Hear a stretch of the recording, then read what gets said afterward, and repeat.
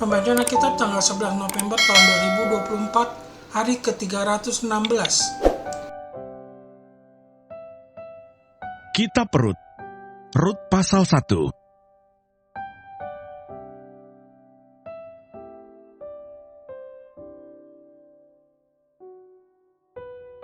Rut dan Naomi. Pada zaman para hakim memerintah, ada kelaparan di tanah Israel. Lalu pergilah seorang dari Betlehem Yehuda beserta istrinya dan kedua anaknya laki-laki ke daerah Moab untuk menetap di sana sebagai orang asing. Nama orang itu ialah Elimelech, nama istrinya Naomi, dan nama kedua anaknya Mahlon dan Kilion. Semuanya orang-orang Efrata dari Betlehem Yehuda.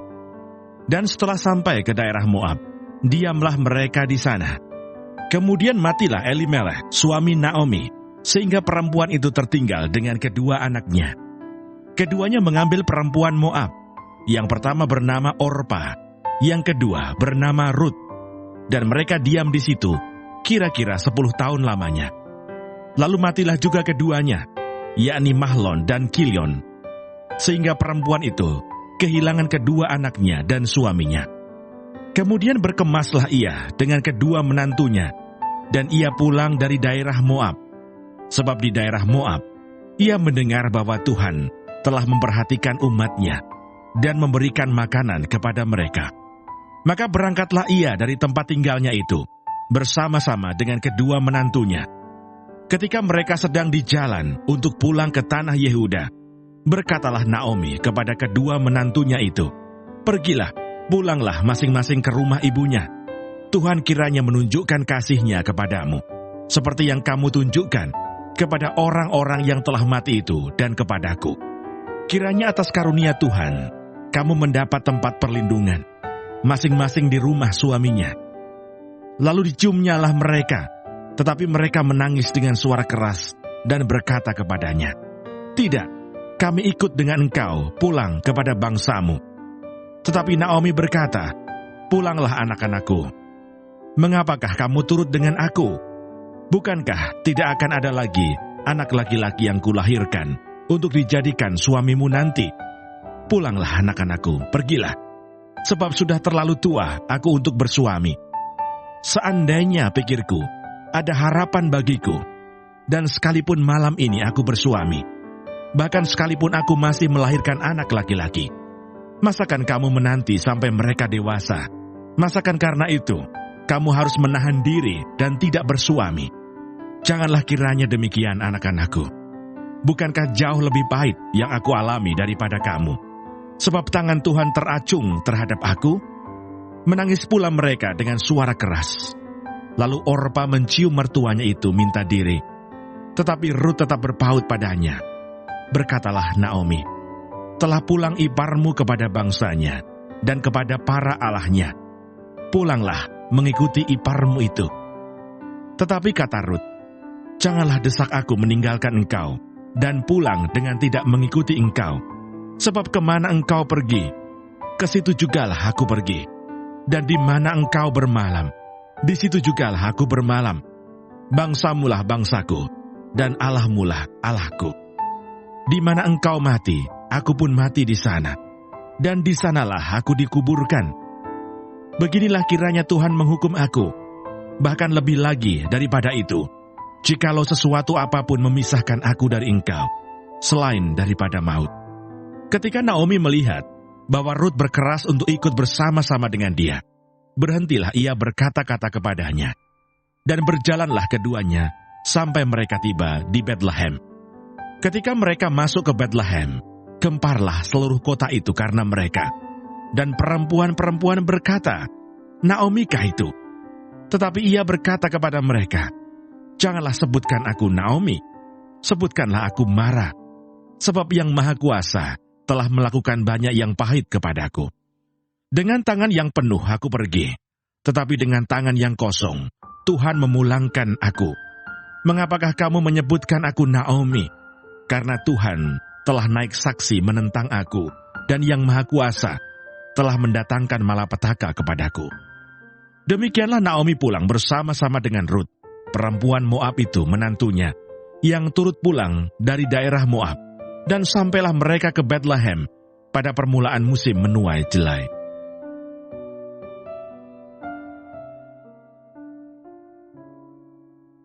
Mazmur 94.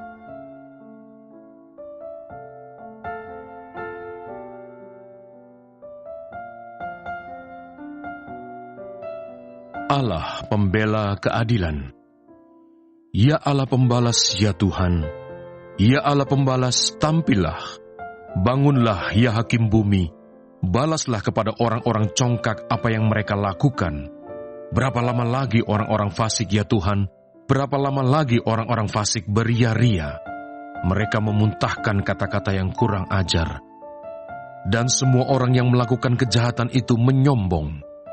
Umat-Mu, ya Tuhan, mereka remukkan, dan milik-Mu sendiri mereka tindas. Janda dan orang asing mereka sembelih, dan anak-anak yatim mereka bunuh. Dan mereka berkata, Tuhan tidak melihatnya, dan Allah Yakub tidak mengindahkannya. Perhatikanlah, hai orang-orang bodoh di antara rakyat. Hai orang-orang bebal, bilakah kamu memakai akal budimu? Dia yang menanamkan telinga, masakan tidak mendengar? Dia yang membentuk mata, masakan tidak memandang? Dia yang menghajar bangsa-bangsa, masakan tidak akan menghukum? Dia yang mengajarkan pengetahuan kepada manusia. Tuhan mengetahui rancangan-rancangan manusia. Sesungguhnya, semuanya sia-sia belaka. Berbahagialah orang yang Kau hajar, ya Tuhan, dan yang Kau ajari dari Taurat-Mu, untuk menenangkan dia terhadap hari-hari malapetaka, sampai dikali lubang untuk orang fasik. Sebab Tuhan tidak akan membuang umat-Nya, dan miliknya sendiri tidak akan ditinggalkannya. Sebab hukum akan kembali kepada keadilan, dan akan diikuti oleh semua orang yang tulus hati. Siapakah yang bangkit bagiku melawan orang-orang jahat? Siapakah yang tampil bagiku melawan orang-orang yang melakukan kejahatan? Jika bukan Tuhan yang menolong aku, nyaris aku diam di tempat sunyi. Ketika aku berpikir, kakiku goyang, maka kasih setia-Mu, ya Tuhan, menyokong aku. Apabila bertambah banyak pikiran dalam batinku, penghiburan-Mu menyenangkan jiwaku. Masakan bersekutu dengan Engkau tahta kebusukan yang merancangkan bencana berdasarkan ketetapan? Mereka bersekongkol melawan jiwa orang benar dan menyatakan fasik darah orang yang tidak bersalah. Tetapi Tuhan adalah kota bentengku, dan Allahku adalah gunung batu perlindunganku. Ia akan membalas kepada mereka perbuatan jahat mereka, dan karena kejahatan mereka, Ia akan membinasakan mereka. Tuhan Allah kita akan membinasakan mereka.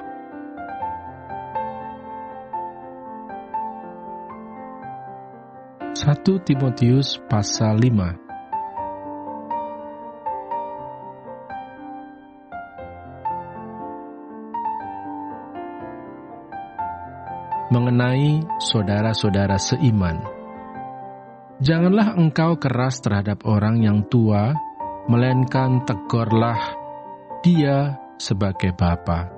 Tegurlah orang-orang muda sebagai saudaramu, perempuan-perempuan tua sebagai ibu, dan perempuan-perempuan muda sebagai adikmu dengan penuh kemurnian. Mengenai janda, hormatilah janda-janda yang benar-benar janda. Tetapi jikalau seorang janda mempunyai anak atau cucu, hendaknya mereka itu pertama-tama belajar berbakti kepada kaum keluarganya sendiri dan membalas budi orang tua dan nenek mereka, karena itulah yang berkenan kepada Allah. Sedangkan seorang janda yang benar-benar janda, yang ditinggalkan seorang diri, menaruh harapannya kepada Allah dan bertekun dalam permohonan dan doa siang malam. Tetapi seorang janda yang hidup mewah dan berlebih-lebihan, ia sudah mati selagi hidup. Peringatkanlah hal-hal ini juga kepada janda-janda itu, agar mereka hidup dengan tidak bercela. Tetapi jika ada seorang yang tidak memeliharakan sanak saudaranya, apalagi seisi rumahnya, orang itu murtad dan lebih buruk dari orang yang tidak beriman.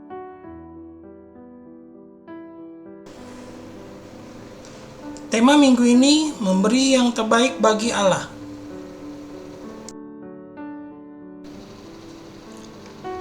Bacaan hari ini untuk melengkapi apa yang kita baca pada hari Minggu tanggal 10 November tahun 2024. Penjelasan. Rut pasal 1 ayat 1 sampai dengan 22, kisah Rut dimulai dengan kehilangan dan kesulitan.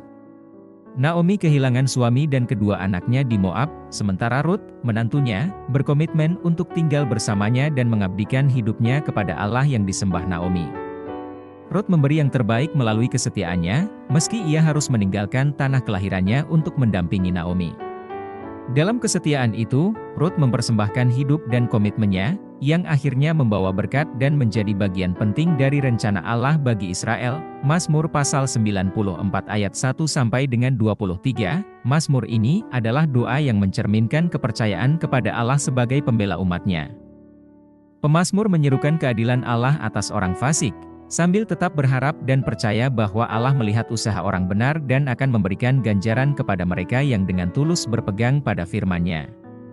Pemazmur menunjukkan bahwa ketekunan dalam berbuat baik, termasuk dalam kesetiaan kita kepada Allah, akan mendapat perhatian dan ganjaran dari Tuhan. 1 Timotius pasal 5 ayat 1 sampai dengan 8, dalam suratnya kepada Timotius, Paulus mengajarkan untuk memperlakukan orang dengan kasih dan hormat, khususnya mereka yang berada dalam keluarga rohani dan jasmani. Dalam konteks memberi yang terbaik bagi Allah, Paulus menekankan pentingnya merawat dan menjaga orang tua serta memenuhi kewajiban terhadap keluarga sebagai perwujudan kasih. Hal ini adalah persembahan yang menyenangkan Allah, menunjukkan bahwa iman sejati diwujudkan dalam tindakan nyata kepada keluarga dan sesama.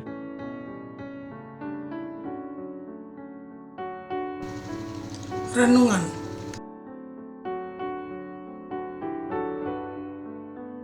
Dalam Rut pasal 1 ayat 1 sampai dengan 22, menceritakan kesetiaan Rut kepada Naomi mengajarkan bahwa kita bisa memberi yang terbaik bagi Allah melalui komitmen dan pengorbanan kita. Rut menjadi teladan bagaimana kita dapat mempersembahkan hidup kita kepada Allah dengan setia dan ikhlas, bahkan ketika menghadapi ketidakpastian. Kemudian di dalam Mazmur pasal 94 ayat 1 sampai dengan 23, ketika kita berusaha melakukan yang terbaik bagi Allah, mungkin kita menghadapi tantangan dan kesulitan. Mazmur ini mengingatkan kita bahwa Allah memperhatikan kesetiaan kita dan adalah pembela bagi mereka yang sungguh-sungguh setia kepadanya. Dan di dalam 1 Timotius pasal 5 ayat 1 sampai dengan 8, dikatakan memberi yang terbaik bagi Allah terlihat dalam tindakan kasih kita kepada keluarga dan komunitas. Kewajiban untuk merawat orang tua dan anggota keluarga adalah bentuk ibadah dan persembahan yang berkenan di hadapan Tuhan.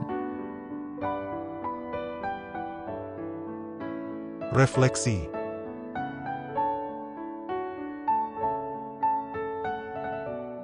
Bagaimana kita menunjukkan kesetiaan seperti Rut dalam hidup kita? Adakah komitmen atau pengorbanan yang Tuhan panggil kita untuk lakukan?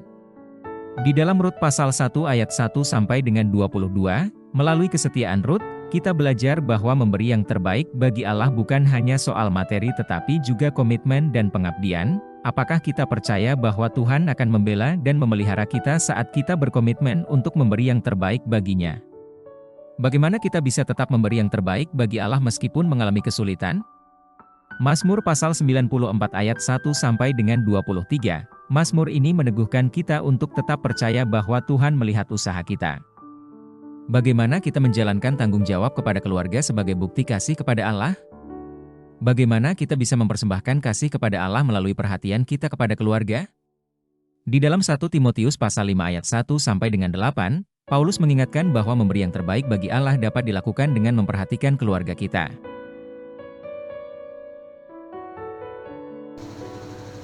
Kesimpulan.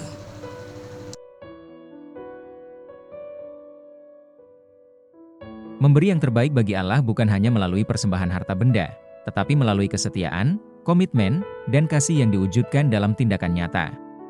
Rut menunjukkan bahwa pengabdian yang tulus akan mendatangkan berkat Tuhan. Mazmur pasal 94 mengingatkan kita bahwa Allah adalah pembela bagi mereka yang setia. Dan 1 Timotius mengajarkan pentingnya peran keluarga dalam menjalankan kasih yang berkenan bagi Allah. Semoga kita terdorong untuk selalu memberi yang terbaik bagi Tuhan dalam segala aspek hidup kita, baik melalui komitmen pribadi, kesetiaan dalam tantangan, maupun kepedulian terhadap orang-orang yang kita kasihi.